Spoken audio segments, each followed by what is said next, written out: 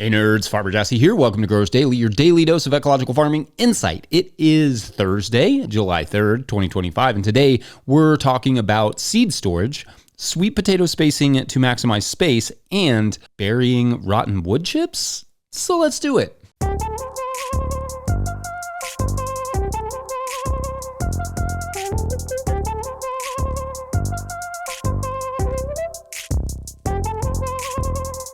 All right, happy Thursday and happy July 3rd, everyone. I hope everyone is doing well. Things are good here. It's going to be wildly warm this weekend, again, here in Kentucky. So lots of misting the lettuce in the field and misting the farmer all the time. And the farmer's kids as well, probably. They enjoy that. I see that our friends over in Europe are working their way through a heat wave themselves. So hope you all are faring well over there. And everyone else in the world who's dealing with whatever wild weather you are dealing with. I hope you're getting through it. Also, a reminder that we will not be doing a show tomorrow, but I won't be off technically. I'll still be doing a bunch of farm stuff. Most farmers will, I think. I mean, it's a Friday. It'll be a harvest day. I honestly don't think I've taken a 4th of July off in years, but I have had to wrangle my sheep in the middle of the night because of fireworks, so that's fun. It's also worth remembering, and maybe I'll go more in depth on this in an episode at some point, that fireworks are shockingly bad for the environment. They expel heavy metals and plastics and various chemicals into the air and eventually into our water and food, while also disrupting the migratory habits of birds and other animals. Domestic animals, such as we call them pets, and livestock, of course, bear the brunt of it, and we lost a beloved cat to fireworks one year who ran off and never came back. I'll link a good review in the show notes if you need more excuses to be like, yeah, wait, why do we celebrate stuff with large-scale pollution events? Ecologically, it would be hard to pick a worse celebration than launching loud, bright chemical bombs into the air. Anyway, as the tradition goes on Thursdays, we're going to bust out some Patreon questions. Today's first Patreon question comes to us from Kate Maudsley at Leroyd Street, who writes, quote, "Hey, from Queensland, Australia, Jesse. I'm struggling with seed storage for small seeds / quantities, i.e. tomatoes. I bought a couple of Diamond Art storage systems. I guess you could think like these are like little tiny shelves with a bunch of drawers for storing tiny things, which are helpful in organization and containing contamination spreading. Weevils or similar were obvious through the containers. I can also take the whole box outside to sow in most weather and the seeds stay dry, but it's annoying because by repackaging seed into the container, I don't know, A, where the seed came from, and B, if they were contaminated before or after I opened them. When not strewn all over my dining room table, my larger seeds / quantities are dumped in a big plastic storage box. I organize them vaguely into season and types, etc., which works okay until I'm looking for something, and then it's a mess again. I have my pea seeds in old glass coffee bottles. That's great to keep the mice away, and I can see the seeds, but have noticed condensation in the bottle when they've been outside in the sun for a while, and I will break the bottle at some stage for sure. I'm hoping you and others could share photos of your storage systems that keep your seeds organized while being safe from weather / pests. Thanks for your time and information, Kate." End quote. All right. Thanks, Kate. Love it. And you all are probably deep in your winter down there in Australia, gearing up for your springs. So seeds and storage are heavy on your minds. So by the sounds of it, you're kind of taking your seeds out of your containers and then out of their like seed packages and then sorting them in drawers. Honestly, as annoying and cumbersome as seed packets kind of are, like you talked about with having them all in a big plastic box or whatever, especially when you consider the size of their contents, I would probably not recommend taking them out of their packages for a number of reasons. First is the organizational element you mentioned. If you drop the seed container or a label disappears or any number of accidents occur, poof, there it all goes. Second is the moisture element. It's hugely important to seed health and germination rates. If moisture fluctuates too much, that will significantly reduce the germination. The seed packages actually, to some extent, help moderate the moisture while also protecting from certain pests. Pests is another big one. Putting all those seeds into loose drawers like that is perhaps inviting to weevils and potentially other critters, which, although you can see them, like you mentioned, you don't want to see them. My recommendation for that would be to simply keep them in the packages. Now, what we have found works best for us is to simply keep the seeds in small Tupperware containers with lids. I have them divided, well, honestly, I can't really remember why I chose the division system that I did, but you can divide them however you want. For instance, I have a lettuce, beans, corn, and squash container because that makes sense. I have a brassicas container and so on. All of these containers live in our cooler. I take the packets just out as I need them, put them into a cloth tote that I keep in the cooler, and then that is how I transport them back and forth outside to inside. So I will take that whole tote outside. I will seed the trays I need to seed, and then I will bring them all back and put them back into their respective containers. Oh, kitty cat. You want to say hi? What do you have to say for yourself? She's still around. This is just kind of how she rolls. You look super happy. Let's see if I can figure out where I was. So all the empty seed packets go into a separate bag for like organic certification, or they did when we were certified. At least you have to keep those packages so that the organic certifier can double check that you actually had the number of seeds that you said you did or whatever. And that's basically it. The boxes protect from moisture, rodents, etc. Also keeping them in the cooler will help with the weevils, because they don't move as fast in cold temperatures. Taking that diamond box that you mentioned outside probably does build up a lot of humidity and heat. And although heat fluctuations are not as hard on seed as moisture, the two together is definitely not ideal. Now, I will say the one seed I do take out and mix up intentionally is my Salanova seed that I do also put into glass jars like you mentioned. However, anytime I take those outside, I make sure to make the lids like nice and loose so that they can breathe, but not so loose that they can spill. And I keep the jars out of the sun. It's not my favorite system because it's like a tiny greenhouse, but because I mix the Salanova varieties together along with some mirror, then I have to have some sort of makeshift container for them. There are innumerable ways to do all this. Just keep the basics in mind. Keep it cool, keep it dry, keep it dark and protected. Those are the things that seeds need, and your seeds should be good to go and have, reasonable longevity. All right, I hope that was helpful. Up next, we will hear from some of you all about how your seasons are going, and then talk bush sweet potatoes as an interplant of sorts. BRB.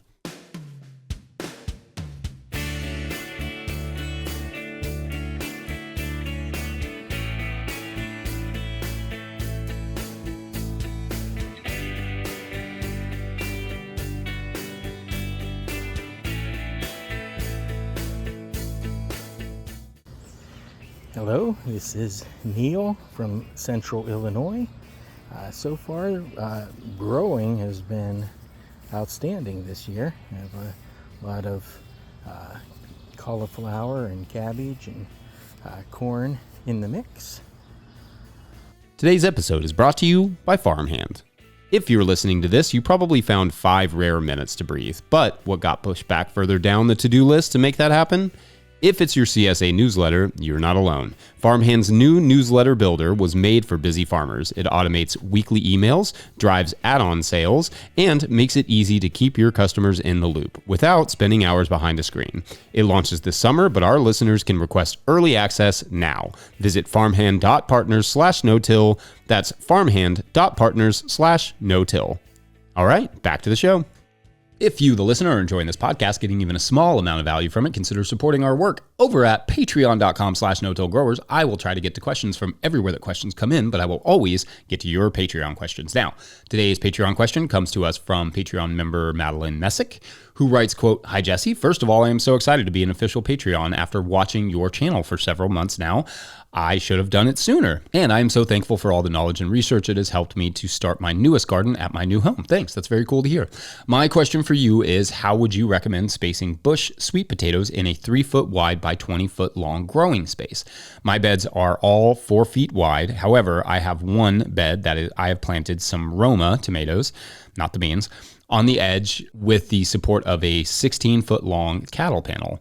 As the tomatoes grow, I will continue weaving them through the panel as support so they stay mostly contained to just have that side of the bed. So with that said, I have about 3 other feet width of the bed to plant my sweet potatoes in, and I'm not sure how many I can/should fit. They are a bush variety, Vardaman, but I have never grown sweet potatoes before, so I have no previous knowledge to experiment with. Thanks for your help, end quote. All right. Now, I did respond to this a while back when it came up to make sure Madeline was advised in a timely manner, as I do try to do on the Patreon page where I can. And Patreon members, make sure to add the alarm bells to your posts, to your questions, so I know that you need that question answered ASAP. The July thread is up also, so go ahead, ask away. Anyway, thank you for this, Madeline, and for the support. You rock. Okay, so bush varieties of sweet potatoes do not vine quite as much as the vining varieties. That's why they call them bushes, but they do spread quite a bit still. So similarly to bush varieties of winter squash, the bush varieties of sweet potatoes vine out like 4 feet instead of, say, 8 feet. Generally, bush varieties of things are better on a small, sort of intensive scale, though I should say I've never actually grown any bush varieties of sweet potatoes, so I can't tell you how they taste or perform or any of those good things. We grow one called the Golden Nugget sweet potato. It's an heirloom sweet potato we've been growing for 16 years now, and is really well adapted to our area. It's very sweet and delicious. But in terms of saving space, bush varieties of sweet potatoes and winter squash, etc., are the way to go because you don't want to be stepping on the vines of either of those crops in general if you can help it, because it will reduce yields. Now, my recommendation for this would be to plant the sweet potatoes about 8 inches from the bed edge at 8 to 12 inches apart in the row. So come off a little bit from the edge of the bed and plant them about a foot apart or a little less. My only concern would be that the leaves of the sweet potatoes would trap a little bit too much moisture at the base of the tomatoes, but it's not a huge concern because by the time they reach way over there, my guess is that the tomatoes will have grown quite tall and maybe even set the majority of the fruit. They plan to set at that point in the season, depending on your climate and sunlight and varieties, etc. If, however, you start to see any mold/fungi forming around the base of the tomato plants and they are still very much producing, you could at very least cut the sweet potato leaves out around the plants just to keep the airflow going there. The sweet potatoes will rebound quickly, but it would be a good idea to just try and keep that ventilation as high as possible around the base of the tomato plants to prevent fungal diseases. That may also mean pruning those lower leaves of the tomatoes, removing them to ensure good airflow. Anyway, I do kind of love sweet potatoes around other crops. For instance, this year I have a bed of broomcorn down the middle of a sweet potato bed. I'm not 100% sure that one's going to work out because that's a lot of nutrient need, but I do have 2 other beds without broomcorn to compare them to. Why broomcorn? Because who doesn't need like 75 brooms? I don't even know why I have to answer that question. Also, I've never grown broomcorn. It's kind of exciting. But I've also used sweet potatoes under popcorn beds. So basically a bed of sweet potatoes, a bed of popcorn, bed of sweet potatoes, bed of popcorn. And the sweet potatoes kind of sprawl out and shade a little bit. So they kind of retain some of that moisture for the popcorn. That works out pretty well. I've always thought it would be fun to use sweet potatoes as a ground cover for crops like tomatoes, which is sort of what you will be doing here, as the leaves will help to some extent with the moisture retention in the soil. My one unknown in your example is the competition for nutrients, as these 2 crops do tend to share relatively similar levels of the soil, but they should be far enough away from one another to not compete too heavily. Please do let us know how it goes. Otherwise, let's take a quick break to hear from some of you all, and when we return, we will take on a question about buried wood chips. Be right back. My name is Colleen. I do Colleen's Greens in Michigan. We are a Zone 5B area. This is my main garden. We also have a lettuce garden over there in the mulch bed and a winter squash garden over here behind me. My name is Bill Price. I live in north central Idaho in the northwest U.S. My garden has 10 raised beds, 3 by 14 feet. Everything seems to be growing pretty normal. A few things may be a bit slow. Hey, Farmer Jesse. I'm in Omaha, Nebraska. After a long, extended, dank, cold spring, everything is starting to come together. I have 3 tiny little plots, and everything's growing like a weed right now in Omaha, Nebraska. All right, our final Patreon question of this Thursday comes to us from Sydney, who writes, "Hi, Farmer Jesse. I've been following your channel for a couple years now and just realized you had a daily podcast." Yes, we do. We shifted our model to something more communally minded this year after a somewhat failed attempt at a market garden last year here in Western Vermont, Zone 5A/B. A side effect of that failure, learning process, was that a large pile of mulch dropped from a local arborist for our pathways was left to decompose for the last year. We decided to mulch our beds below a relatively thick 50 by 50 topsoil/mix, 4 to 6 inches deep, and a layer of 2-sided plastic mulch, which I hate, but we didn't manage to kill weeds prior to the start of the season. Thinking it had a sort of hugelkultur vibe with lots of great looking mycelium and could create a little distance from a somewhat dense clay soil below. We did 0 research on this and have 4 beds prepped and ready to plant. My question is, was this a dumb or viable idea? I imagine that there would be some conflict when it comes to root veggies like carrots, but are we causing any other problems by doing this? End quote. Okay then, thank you for this fun question, Sydney, and I welcome specific contextual challenges like this, y'all. It's very fun. So the first thing that comes to mind is that even if you had done a lot of research on this, I'm not 100% sure that you would have found much, if anything. at least not anything super helpful or like particularly scientific.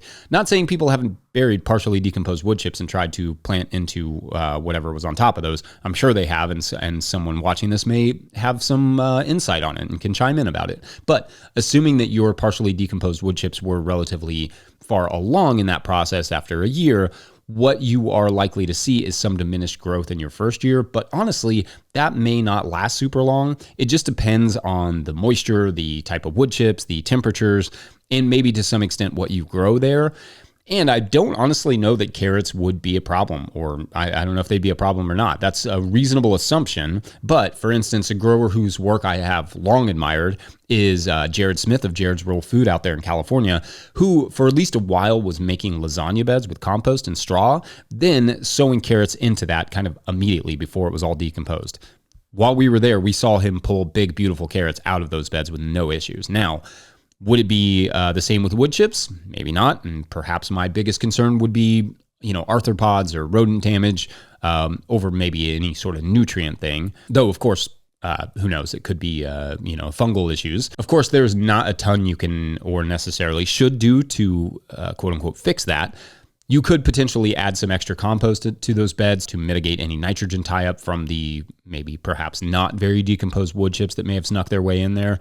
You could also sow a cover crop to see how it performs. Its growth might also aid in the decomposition of those wood chips a little bit. In the past, I've done a few trials with lasagna layers in terms of hay, cardboard, and straw, and those mostly turn out fine. Honestly, I've always wanted to do more long-term experiments like what you're talking about, building new beds over carbonaceous materials such as rotten wood chips, and allowing them to decompose for a year, probably under a cover crop before planting, sort of like you mentioned, like a lazy hugelkultur like that. But also, it's a lot of work.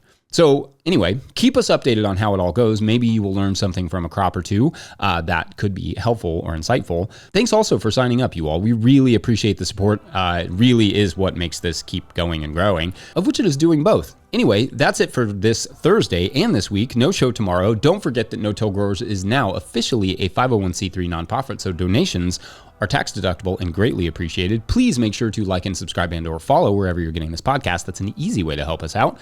Enormous thank you to all of our show sponsors. And if you'd ever like to sponsor this show, you can reach out to Farmer Michelle at notillgrowers.com. Tell her Jesse sent you. I mean, I don't know where, she probably assumes that, but you can tell her that too. Huge shouts to Willie Breeding for the theme music, Mike Hilbert for the production help and editing, and the team at No-Till Growers. Also, shouts to Epidemic Sound for the background music that you can hear. When you feel there's nothing more. You can hear it, I can't hear it. Pick up a copy of my book, The Living Soil Handbook, at notillgrowers.com to support our work.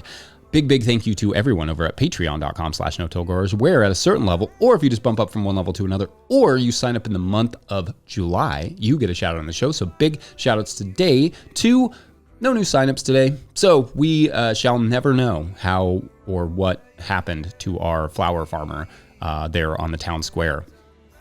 But sometimes that's just the way stories roll. Have a great weekend, you all. We will see you back here on Monday, bright and afternoony. Bye. My name is Jesse, Zone 6B in Kentucky, and my season is coming along nicely. Milpa garden looks pretty good. Baby watermelon, sunflowers, happy pepper bed, basil days, cherries, and 75 brooms. When the